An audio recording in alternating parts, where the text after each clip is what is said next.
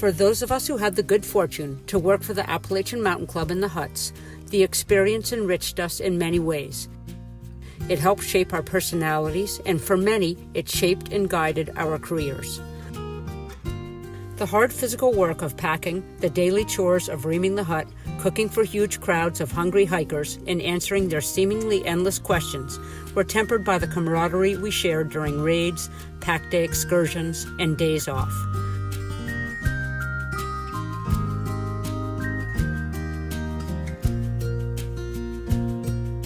At the annual Fall Fest reunion in November of 2018, a crew member from each of the decades, beginning with the 1940s, shared anecdotes and memories of their time in the huts.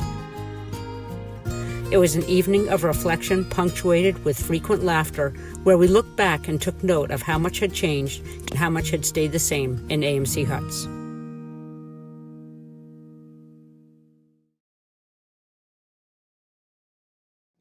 My name's Ken Olson, and I worked in the huts in the 1960s, starting in 63 at a closing in the fall, and then having 5 summers in the huts thereafter. And my last 3 summers were as hut master at Mizpah 66, following Willie Ashbrook was the first hut master in 1965 at Mizpah.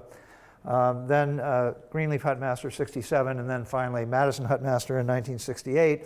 And one of the things the huts did for me was actually give me a career, not only as later huts manager, but a career in conservation.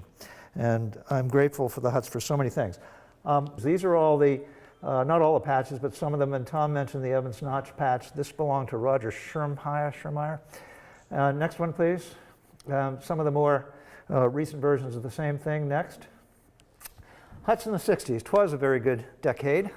As Tom said, it was a real transition time. The 50s were to the 60s. Joe Dodge here left his position in 1959. This is a portrait taken in 1971 at our hut, which, as you may know, is Joe's and Teen's house in Conway, New Hampshire on the West Side Road. George DeWolf took this. Next. There's the early 1970s, I think it was, Tom, dedication of Joe Dodge Lodge, which was then called Joe Dodge Center. And I can identify, beside Joe, on the right is Mac Stott, Fireball Mac, and John Perry, the president of the Appalachian Mountain Club at that time. Joel White's head is back there, and so is Bruce Slodes. Yeah, next one, please. This is one of the transitions that happened. The club hired its first executive director, an OH, Fran Belcher, in 1956. George Hamilton was huts manager. He's the one holding the hammer, which he did a lot. There have been 4 executive directors of the club since 1956 up to today, and these are the 4. Tom Deans started in what year, Tom, as executive director? 74. He was succeeded by Andy Founder, who had a great deal to do with this place, but also just remember that this land was bought by the Appalachian Mountain Club when Tom was executive director.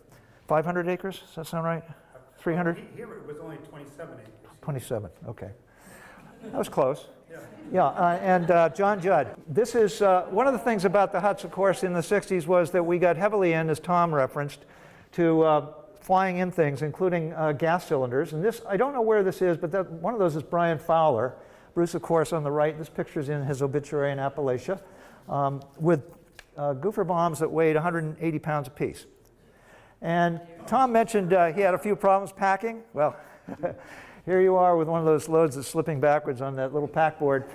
This is probably his first trip. It looks like Pinkham Tom, and I think that's Penny Deans, isn't it? Who would later become Penny Deans? No, that's my sister. Oh, that was your sister. I'm sorry. I'm sorry. All right. Yeah. Well, one of the big changes in the 1960s was the magazine article by Justice William O. Douglas. Next slide, please. It was called The Friendly Huts of the White Mountains. And I think many of us got our inspiration to work in the huts from that article. I certainly did, and had a chance to thank one of William Douglas's 5 wives for his having written this article in Appalachia. It caused a great influx of people who were treated to real hutmen, having their pictures making them instantly famous, including our own Gary Whiting, who hasn't aged a bit. And this article claims that he was jogging, I think the term is, jogging up the trail. So, Gary, we'd like to see you do that again.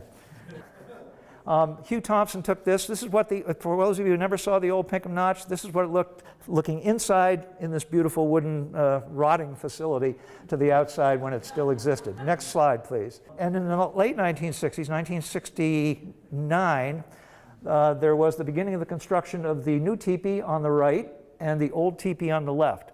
I was disappointed, it was not official at the club at the time, that there wasn't some effort to preserve that facility somehow, maybe just as the first place you enter before you go to this, but as I understand from George Hamilton, it was really never considered because of the physical condition of the building. Another thing that happened in the 60s was there was a blossoming of the use of limbers, I think. I think the fattest part of the bell curve for limber boots was probably in the huts in about the 1960s, and now all of ours are retired. This is one of Jed Davis's probably 3 or 4 pairs, and I personally had 4 pairs that had 5 soles apiece, limbers.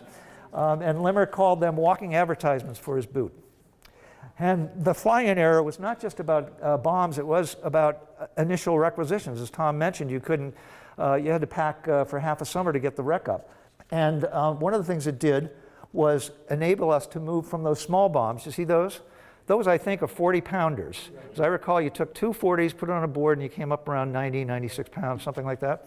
And they were very hard to tie on because there's no give in the things.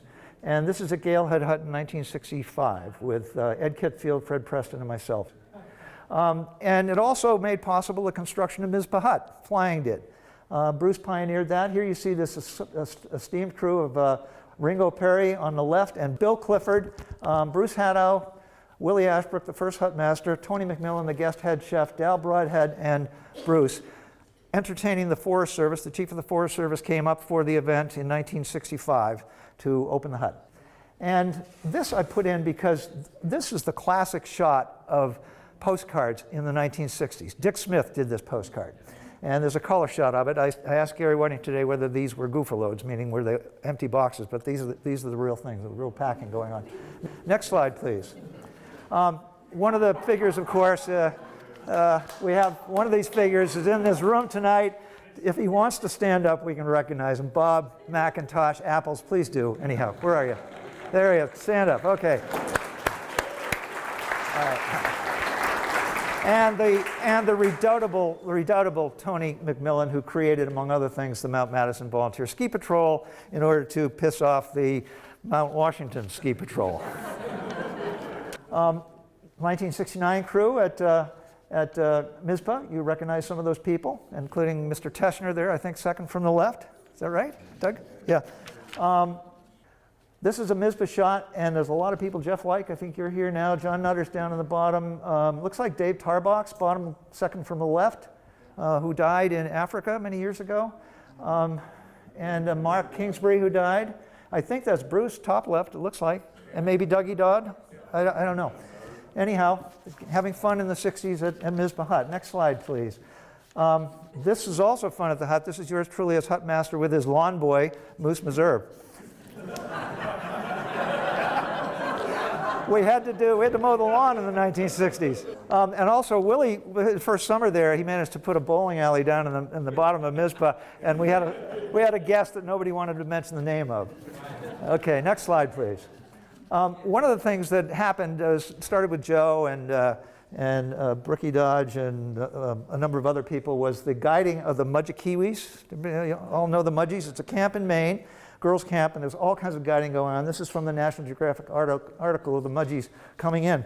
The Mudgies had really wonderful female counselors. Next slide, please. Oh, I'm sorry. Oh, get that out of there. Okay, yeah. But I do, everybody at Lakes, where that picture was taken, remembers them as the best dip queens we ever had. And we remember their names as Sophia and Jane, I believe. Okay, back, keep going. All right, here is, what year is this, Linus? 60? 64, Linus is here tonight, Dick Chase, then Steve Newbert is here tonight, lost the red hair at some point, and our good friend Mike Dudley is here tonight as well. Oh, and the picture, yeah, look at the top. You see the smiling face? Who's that in the window? Who's that? Alex McPhail. What's he doing? He's saluting the Greenleaf crew. All right, next slide, please. And here's Linus. He tends to get lost sometimes. Everybody know this guy? Jimmy Hamilton. Yeah, at Greenleaf. Next slide. And this is a Greenleaf 1969 crew with Dana Whiting, top left, Lloyd Dakin. Bottom is a guy named Gooker. Do you remember Gooker, last name? Steve Smith is is in the middle? Yeah, he was called Kahuna. And then this other guy, Jeff somebody. This is the 1964 Lakes of the Clouds Hutcroo in 1964, and the same crew in 2015. Jed? We came back. All 7 of us are still alive. And we don't have Rocky Morrill in this picture, but we came back 50 years later to the event to show up and show our strength and love for Lakes of the Clouds Hut. This is a shot from '64 of 3 of us off packing. We think that's Dal in the front and Dal Broadhead, and then myself in the middle and Dave Lewis on the back end there. Next slide. This is the '66 crew. You see our friend Doug, top right. Rocky Morrill at the bottom. Stan Cutter was Hutmaster 2 years in a row. John Nutter became Hutmaster the next year, and that's John Glaze on the top left, who went to Cornell. Next slide. This is weighing in. Is this still done? It's a serious question. Do people weigh in anymore? And this is a weighing in. This is Ken Prescott with his back, as far as we can tell. We think it's Jed standing in back and helping Coach Steve Paxson unload his load. Next slide. And this is Junie Sheldon. Remember June Sheldon? She's now June Litwin. And this is, Jed remembers this as a 90-pound load. We did not have women legally in the huts in that era. They were all restricted to Pinkham. But Junie packed in, as did some other women. And this is, again, is the weighing in process. John Nutter to the left and Jed to the right. This is one of my mentors in life, Fred Preston on the right, and yours truly at the old pack house at Lakes, which was in the old Mount Washington Observatory. We're about to head down with these bombs. These, by the way, are the marine bombs, which weigh 120 apiece, not 180. And we use those at Lakes for interim purposes, as I recall. Also, note the top of my load has a piece of corn sticking out. It's a corn leaf. So I guess we, the crew, were eating corn or something. Anyhow, Fred became a president of the Appalachian Mountain Club. So many hutmen have gone on to be either important executives with the club because of their love for the club, and gone on to serve the club in volunteer capacities. Willie's on the board now. Who else is on the board here? Andy McLean. Andy McLean, wonderful donor as well to everything AMC. Some love has come in that is transferred directly from what the huts are to these people and their dedication. Jim Hamilton did it in later life. Gary Whiting did it. Pete Madeira did it. Alan Corindia did it. And on the Trail Crew side, Bob Proudman, Ed Spencer, just a lot of people got into this because of their hut experiences or their trail experiences. Next slide, please. Oh, this is our 65 crew. Again, Fred Preston, Ed Kitfield, myself. And I note the patch in particular keeps that tree that Hank was reminding about. Look also at, that's supposed to be South Twin to the right. Do you see it? And you know the trail that comes down like that? This was the artist's rendition of it. This guy, our good friend Alec McPhail. Packing in kilts was a thing that we did a lot that decade. And the wonderful thing about Zealand is those waterfalls, of course. Good load, by the way. Okay, here's what Gordon Woodington was paid. I don't know the year of this, but you can see, start at the top there, 2 days, he made $9.60. It was so little they took no withholding from it. I started at 17 bucks closing, 22 bucks a week the first summer at Lakes, 30 bucks as assistant at Galehead, 50 as hutmaster at Mizpah, 62 as hutmaster at Greenleaf, and 70, one of the highest paid positions in the hut system, as Madison hutmaster. That's what we made in those days. But we didn't complain. Next slide, please. This is my own little book of recipes, and I'm just putting it up there because one of our staples on the left side was this wowie cake. Remember wowie cake? Yeah, which is an eggless cake made from cocoa and baking soda, right? Soda vinegar reaction. Do they still use this in the huts? Still make wowie cake? No, nobody recognizes it. Okay. I found this about 3 or 4 years ago, this book, and opened it up and found all these delightful things in it. I want to mention Brian Fowler and Bessie Fowler because one of the things that Bruce Sloat did was pick up on the naturalist, sort of incipient naturalist activities which are happening primarily because of great volunteers in the huts.